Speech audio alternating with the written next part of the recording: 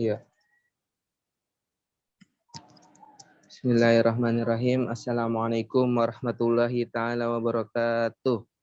Waalaikumsalam. Alhamdulillahirrabbilalamin. Saya ucapkan terima kasih kepada Bapak dosen pengampu mata kuliah PKN yang insya Allah nantinya akan melihat video ini. Saya di sini Muhammad Robi Salam selaku moderator yang akan memoderatori presentasi pada diskusi kali ini, di mana kelompok kami akan mendiskusikan dengan tema bagaimana nilai dan norma konstitusional UUD NKRI 1945 dan konstitusionalitas ketentuan perundang-undangan di bawah UUD. Namun tentunya di sini saya nggak sendiri, saya ditemani oleh rekan-rekan saya. Yang pertama ada Janur Hendardi dan yang kedua ada Lutfia Hilmi yang akan mempresentasikannya. Berlanjut ke acara yang pertama, yaitu pembacaan materi yang akan dibawakan terlebih dahulu oleh Saudari Lutfia Hilmi. Kepadanya saya persilakan.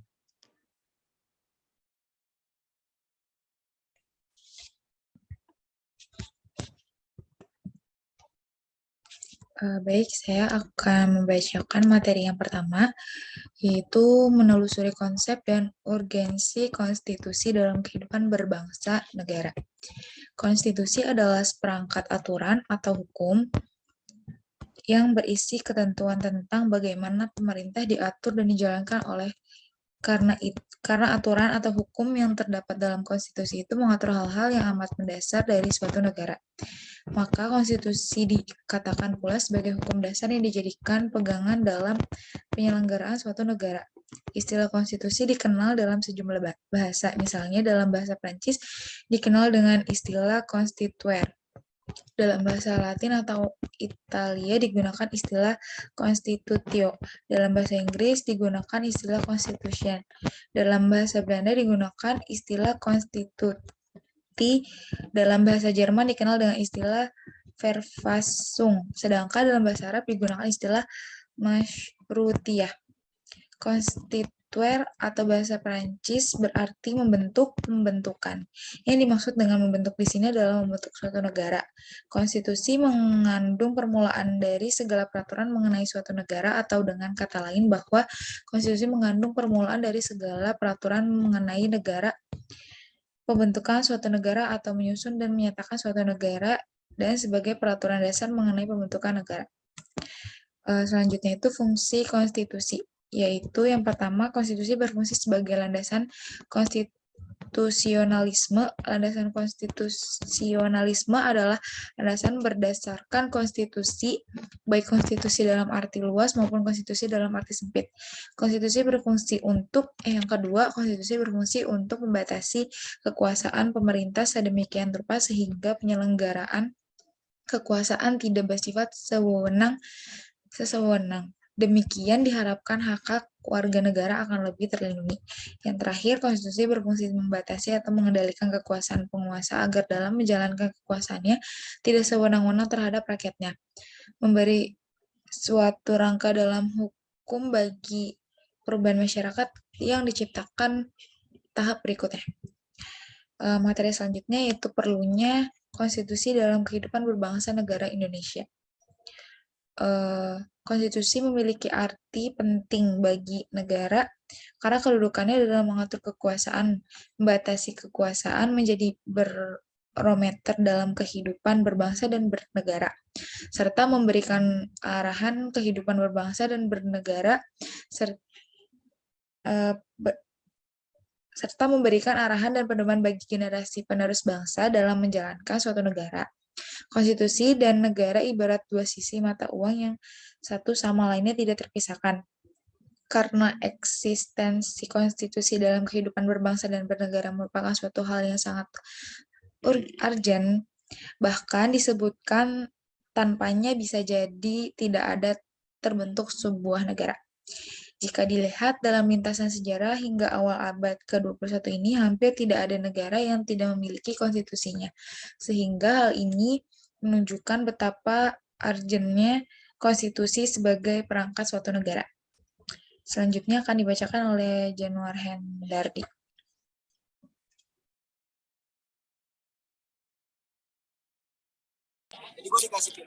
menggali sumber historis, sosiologis, dan politik tentang konstitusi dalam kehidupan berbangsa negara Indonesia. Menurut Hobbes, manusia pada status naturalis bagaikan serigala hingga timbul pada gium homo homini lupus, artinya yang kuat mengalahkan yang lemah. Lalu timbul pandangan belum omnium contra omnes, atau yang berarti perang semua lawan semua. Hidup dalam suasana demikian pada akhirnya menyadarkan manusia untuk membuat perjanjian antara sesama manusia yang dikenal dengan istilah faktor unionis. Konstitusi lebih tepat diartikan sebagai seperangkat aturan tertulis dan tidak tertulis yang bertujuan membangun kewajiban-kewajiban.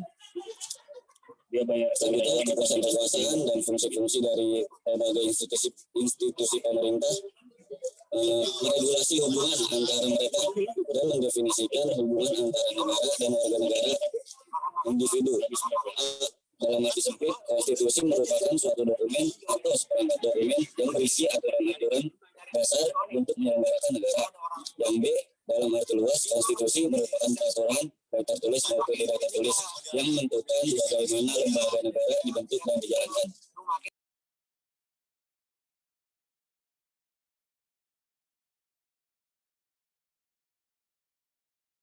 Selanjutnya D, membangun argumen tentang dinamika dan tantangan konstitusi dalam kehidupan berbangsa negara Indonesia. Menurut perjalanan sejarah Indonesia merdeka, ternyata telah terjadi dinamika ketatanegaraan sering berubahnya konstitusi atau undang-undang dasar yang diberlakukan. Pada awal reformasi, pada tahun pertengahan 1998, muncul berbagai tuntutan reformasi di masyarakat. Tuntutan tersebut disampaikan oleh berbagai komponen bangsa, terutama oleh mahasiswa dan pemuda. Ini ada beberapa tuntutan reformasi, di antaranya yang pertama ada mengamandemen UUD Negara Republik Indonesia 1945. Yang kedua, menghapuskan doktrin demi fungsi Angkatan Bersenjata Republik Indonesia. Selanjutnya ada menegakkan supremasi hukum, penghormatan HAM, serta pemberantasan korupsi, kolusi, dan nepotisme. Selanjutnya ada melakukan desentralisasi dan hubungan yang adil antara pusat dan daerah. Selanjutnya ada mewujudkan kebebasan pers, dan selanjutnya ada mewujudkan kehidupan demokrasi. Selanjutnya akan dibacakan oleh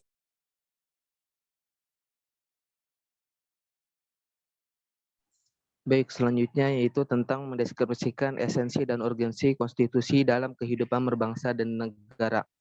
Sebagai hukum dasar dan hukum tertinggi negara, maka peraturan perundangan di bawah UUD NRI 1945 isinya bersumber dan tidak boleh bertentangan dengannya.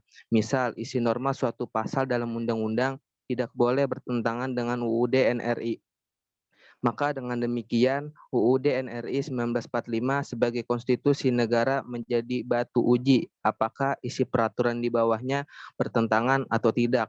Undang-undang pada dasarnya adalah pelaksanaan daripada norma-norma yang terdapat dalam Undang-Undang Dasar. Misal, pada pasal 31 ayat 3 UUD NRI 1945 menyatakan bahwa pemerintah menggunakan dan menyelenggarakan satu sistem pendidikan nasional yang meningkatkan keimanan dan ketakwaan serta akhlak mulia dalam rangka mencerdaskan kehidupan bangsa yang diatur dengan undang-undang. Selanjutnya itu tentang rangkuman konstitusi dalam kehidupan berbangsa negara Indonesia. Yang pertama, dalam arti sempit, konstitusi merupakan suatu dokumen atau seperangkat dokumen yang berisi aturan-aturan dasar untuk menyelenggarakan negara.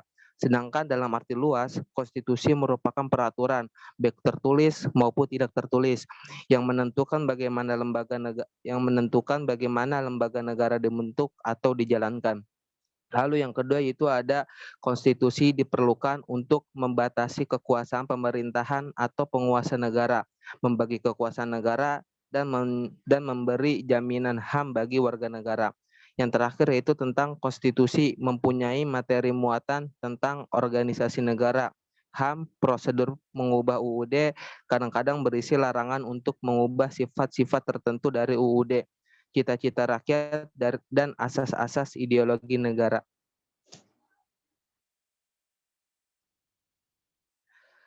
Dan yang terakhir yaitu tentang praktik kewarganegaraan. Materi muatan UUD NRI 1945 dijabarkan lebih lanjut dalam suatu undang-undang. Hal ini karena norma yang ada dalam UUD NRI 1945 berisi aturan yang bersifat pokok dan garis-garis besar saja. Misalnya, aturan tentang HAM dalam pasal 28 ayat 5 yang berbunyi, untuk menegakkan dan melindungi hak asasi manusia sesuai dengan prinsip negara hukum yang demokratis, maka pelaksanaan hak asasi manusia dijamin, diatur, dan dituangkan dalam peraturan perundang-undangan. Untuk menjabarkan norma tersebut, disusunlah undang-undang pelaksanaannya. Misal, dengan Undang-Undang Nomor 39 Tahun 1999 tentang HAM. Ada juga undang-undang lain yang dimaksudkan untuk melaksanakan ketentuan mengenai HAM yang ada di UUD NRI 1945.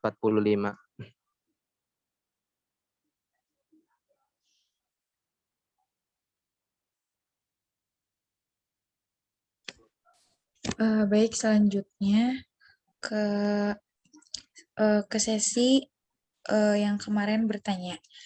Saya akan menjelaskan hasil diskusi yang bertanya siapa aja dan kelompok siapa aja. Yang pertama itu ada dari Fitria Destiana dari kelompok 3, yaitu pertanyaannya apa pengaruh ada atau tidaknya konstitusi dalam kehidupan negara. Nah, jawabannya itu adalah apabila sebuah negara tidak memiliki konstitusi, maka negara tersebut belum bisa dikatakan berdaulat karena tidak ada alat yang mengatur kehidupan warga negaranya. Namun sebaliknya, jika sebuah negara memiliki konstitusi, maka negara tersebut diakui kedaulatannya. Konstitusi adalah bagian dari kedaulatan sebuah negara yang merdeka dan salah satu syarat berdirinya suatu negara adalah berdaulat. Selanjutnya akan dijelaskan oleh Januar Hendardi. Dipersilakan.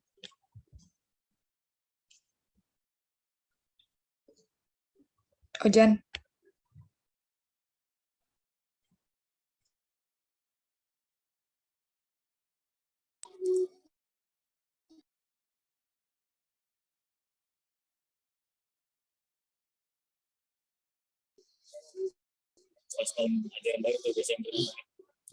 Selanjutnya ada pertanyaan dari Hansa Harisma Devi. Pertanyaannya bagaimana pendapat makalah mengenai LGBT dalam kacamata nilai dan norma konstitusi Republik Indonesia? Jawabannya berkaitan dengan LGBT dari perspektif manapun, baik itu dari ketuhanan, baik dari agama, moral, keamanan, maupun ketertiban umum. LGBT merupakan hal yang terlarang. Kelompok yang pro terhadap LGBT biasanya beranggapan bahwasanya ini adalah hak yang memiliki kebebasan dalam konteks orientasi seksual. Nah, ini juga merupakan kebebasan dalam mengekspresikan jati diri mereka sebagai kaum LGBT. Namun kita juga perlu mengetahui nih, kalau konteks yang mereka inginkan sangatlah bertentangan dengan norma-norma hidup yang ada di negara kita yang tercermin dalam konstitusi, yaitu UUD 1945. Baik norma agama, norma moral, maupun norma ketertiban umum. Itu sih pertanyaannya.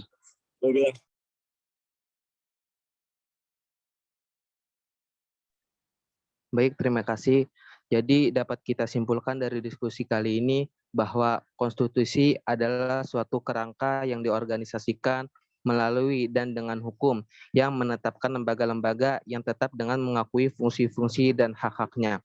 Konstitusi menurut pandangannya merupakan kerangka negara yang diorganisasikan melalui dan dengan hukum yang menetapkan lembaga-lembaga yang tetap permanen dan yang menetapkan fungsi-fungsi dan hak-hak dari lembaga-lembaga permanen tersebut.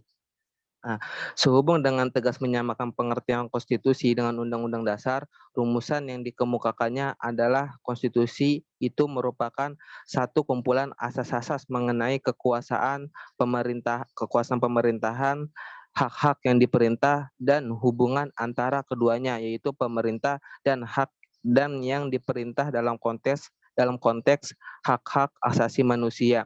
Konstitusi semacam ini dapat diwujudkan dalam sebuah dokumen yang dapat diubah sesuai dengan perkembangan zaman, tetapi dapat pula berubah bundle of draft laws yang diberikan otoritas sebagai tata hukum tata negara. Alhamdulillah telah selesai juga diskusi kali ini. Kami berharap apa yang telah kami sampaikan teman-teman bisa memahaminya dengan baik, dan teman-teman juga bisa mengaplikasikan sikap nilai dan norma konstitusional dengan bijak di kehidupan sehari-harinya. Kurang lebihnya mohon maaf, saya selaku moderator mohon undur diri. Wallahumma fiqil aqwamit thoriq. Wassalamualaikum warahmatullahi taala wabarakatuh. Waalaikumsalam warahmatullahi wabarakatuh.